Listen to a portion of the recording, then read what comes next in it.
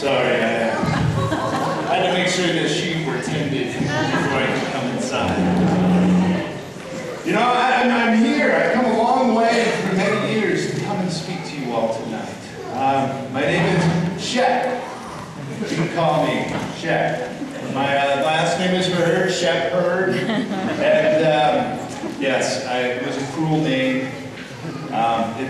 Whatever you do, if you ask me, Ms. Hurd, do not name your kid Shep, because, well, you're kind of limiting his career scope.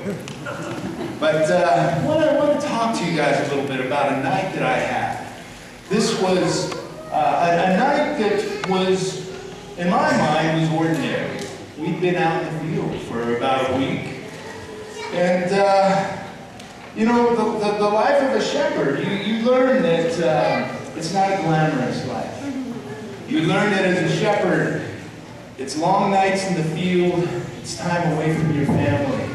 And you grow up with a lot of, well, let's just say you're not exactly the first person that people invite you to celebrations or parties.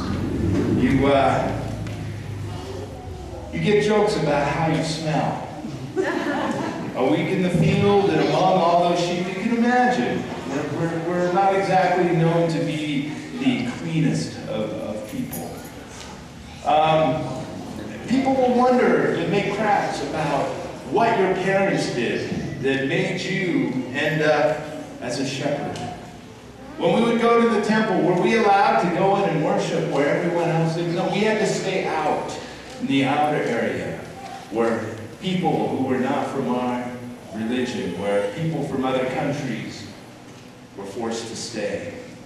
It didn't matter if we had washed in the baths as we entered temple. We had to stay outside because we were considered unclean. People didn't want us around. All the good religious folk of Israel, they looked down their nose at us. And yet we had hopes for our nation like any other Israelite.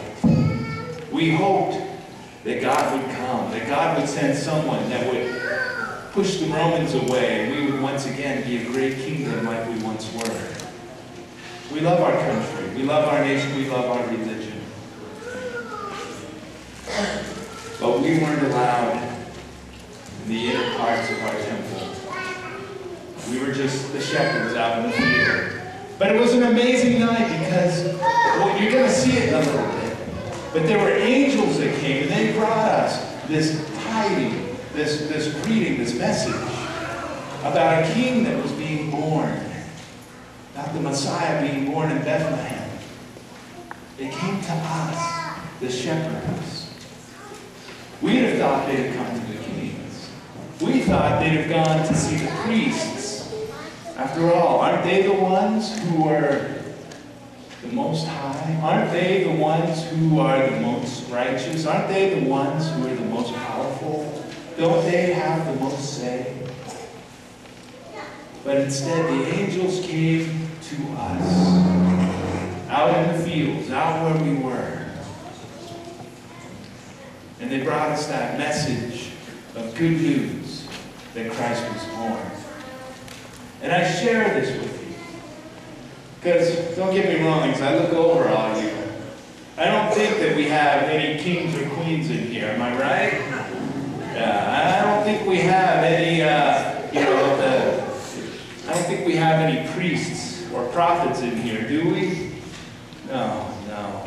See, you guys are the regular folk, like the shepherds.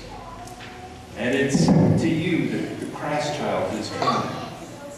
And it's to you that the angels will leave that message to go and tell all that you've seen.